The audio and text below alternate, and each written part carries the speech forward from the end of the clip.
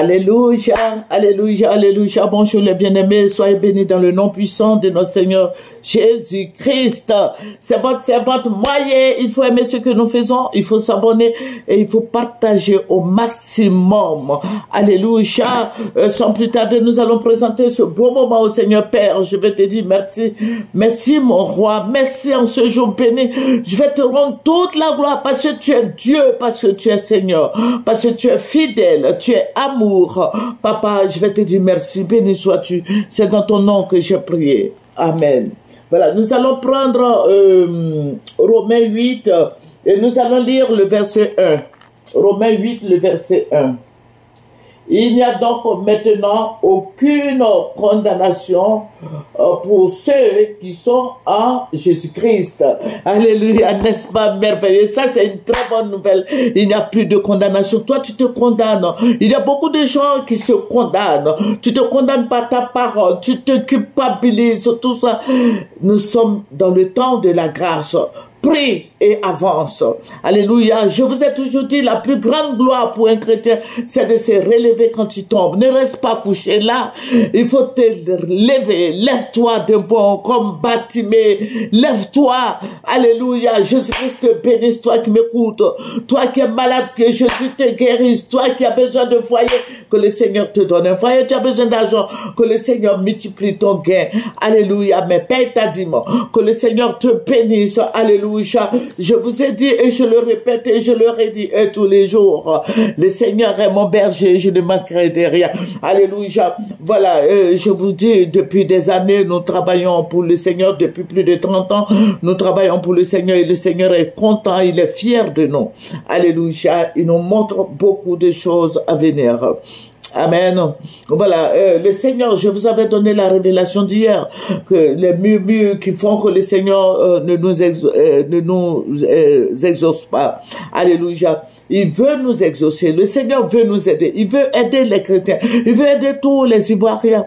Mais c'est en allant, en se levant d'un bond et en priant à partir de là, le Seigneur peut nous aider. Le Seigneur peut nous aider quand nous lui faisons confiance, mettons notre foi en Jésus-Christ. Malheureusement, il y a beaucoup de Karaman. Karaman, c'est ceux qui ne connaissent pas le Seigneur. Leur nom, c'est Karaman. Il y en a beaucoup comme ça qui ne connaissent pas notre Dieu. Mais nous qui nous connaissons notre Dieu, prions, fléchissons les genoux, prions pour notre nation. Vous avez vu, le président Gbagbo a fait l'investiture hier. Voilà, ça veut dire que il y a beaucoup de choses qui vont se passer encore. Je vous avais dit, le président Alassane ne va pas mettre son nom sur la liste électorale. Et ça, je vous avais dit que ça va remuer le pays. Ça va remuer le pays parce que le président Gbagbo est coté. Il y a du monde derrière lui. Il y a du monde fou derrière lui. Vous voyez? Donc, le Seigneur avait montré, regardez nos vidéos précédentes. Voilà, il y a beaucoup de choses qui vont se passer parce que le président Gbagbo va pas accepter ça. Et ses partisans ne vont pas accepter. Et le président Alassane aussi va pas accepter que le président Gbagbo se présente. Voilà. Mais là où le Seigneur m'avait révélé, et je suis en train de faire du réchauffé, un peu du réchauffé, parce que je devais vous donner la suite d'hier là, mais je vais vous donner le réchauffé là d'abord. Le Seigneur m'avait montré que le président Alassane ne va pas vouloir. Il va pas vouloir mettre le nom du président Gbagbo. Vous voyez, un peuple sans justice est un peuple qui est condamné. Voilà. Il faut qu'il y ait la justice. Il faut que il y ait la justice dans notre pays ici. Il faut que les Ivoiriens soient corrects. Vous voyez, quand il y a des gens qui sont hors la loi. Hors la loi, ça veut dire quoi? Il y a des gens qui ne respectent pas la loi. Ils vivent comme des animaux. Vous voyez, ils vivent comme des animaux. Il faut aller voir le président pour dire que c'est dangereux. Ce qu'il fait, c'est dangereux parce que quand le Seigneur m'avait montré, toute la Côte d'Ivoire était derrière Gbagbo. Et vous voyez l'acte que le président Alassane pose là, c'est ça qui envoie les gens derrière le président Gbagbo. Puisque le président Gbagbo dit qu'il a pris de l'argent de la BCAO là pour payer les fonctionnaires. Voilà, nous tous là, il nous a payé avec cet argent là. Bon, donc, et le président Alassane dit qu'il a, il a détourné ce fonds. Non. Mais je demande aux chrétiens de prier. Nous avons un Dieu très puissant et nous avons un Dieu de justice. Il y a Jésus-Christ qui est le Dieu de justice. Alléluia. Si nous voulons que la paix revienne en Côte d'Ivoire, le plan du Seigneur est qu'il y ait l'égalité, il y ait la justice. Alléluia. Nous ne sommes pas les hommes de la loi, mais il faut pas être hors la loi. Voilà, la loi vient condamner ce qui n'est pas bien. Ça veut dire quoi? Vous voyez le feu rouge là. Quand le feu est orange, il faut t'apprêter à t'arrêter ou il faut passer en vitesse. Voilà. Mais si c'est rouge que tu passes, tu vas voir qu'il y aura un accident. Voilà. Il faut pas être carré. Voilà, je me souviens que au temps du président Gbagbo, c'est lui qui a donné le papier au président Alassane et tout s'est bien passé. Il y avait l'amour, il y avait la joie et tout ça. Maintenant, lui à son tour, il ne veut pas donner le papier au président Alassane. Mais puis si le président Alassane sait qu'il y a du monde derrière lui qui sera réélu, puis il veut faire le 4e mandat, qui n'est pas possible d'ailleurs, mais qui donne le papier au président Gbagbo et puis ils vont se mesurer. Ils vont se mesurer. Et puis bon, le PDCI aussi, elle a fait son petit bonhomme de chemin. Voilà, avec son candidat Tidiane Thiam. Voilà.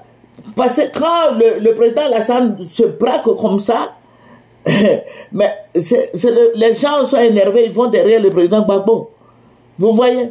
Et quand les Cissé Ba Congo, un grand monsieur comme ça que j'aime, j'estime que le président...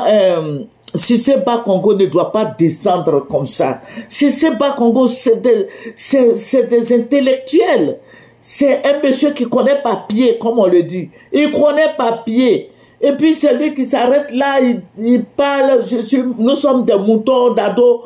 Cissé Ba Congo, tu n'es pas mouton. Tu n'es pas mouton d'ado. Moi, je dis que tu n'es pas mouton. Moi, je te défends. Tu n'es pas mouton.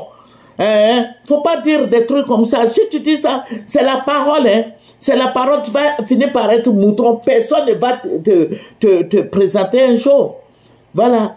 Tu es appelé à être président aussi. Et puis toi, tu es là, tu t'arrêtes sur le plateau pour dire, nous sommes les moutons d'ado. Tu n'es pas mouton. Laisse ce langage-là autour et Mabadou, là, eux, ils vont jamais être présidents. Mais toi, tu es présidentiable, si c'est pas Congo. Tu es présidentiable parce que tu es intelligent. Voilà, tu es intelligent, tu travailles bien, tu vois l'avenir. Regarde comment si que t'es poto là. Regarde aujourd'hui comment si est devenu beau. Voilà, donc ne dis pas que tu es mouton d'ado. Ne dis plus ça. Faut plus dire ça. Et puis des paroles bizarres là. Faut pas dire. Voilà. Amen. Parce que c'est ce qui est dans la Bible que je suis en train de te dire, si c'est pas Congo. Voilà, moi j'aime bien ton travail, tu travailles très bien, faut pas te mettre dans ça des injures, des trucs à ne pas, voilà, des trucs à dormir debout là, il faut laisser ce langage là, et puis viens en tant qu'intellectuel t'exprimer sur les antennes. Voilà, maintenant je vais dire au président Ouattara de s'entendre avec son petit frère, président Gbagbo, parce que les deux sont des frères. Voilà, ils ont toujours dit qu'ils étaient des frères. Bon, avec le président Bédé, mon aîné, après le président Gbagbo. Voilà, que le Dieu que nous adorons soit béni. Voilà. Amen. Je vais vous donner la révélation d'hier, la suite. Mais je vais te dire, Ivoirien, le pays, là, il faut te réveiller. Il faut te réveiller. Je ne vous dis pas de marcher, mais allez-y en groupe, voir le président Alassane Ouattara, pour dire qu'il y a des choses qui ne sont pas faisables, que nous sommes des Ivoiriens, il faut nous laisser une petite partie pour que nous puissions nous épargner, pour que les Ivoiriens puissent avoir quelque chose de l'argent. C'est parce que vous, les hommes, vous ne partez pas au marché. Il y a flambé des prix, les gens n'ont pas d'argent. Les salaires des fonctionnaires, là, ça n'a pas bougé d'un iota. Il faut voir ça avant d'augmenter l'essence, tout le riz, tout ça. Mais la pauvreté arrive. Après le président Alassane Ouattara, parce que tout sera fait, hein, voilà, il n'y aura plus rien. Que le Seigneur vous bénisse, c'est votre moyen. Je vais m'atteler à enregistrer l'autre partie, là, la suite d'hier. Au revoir.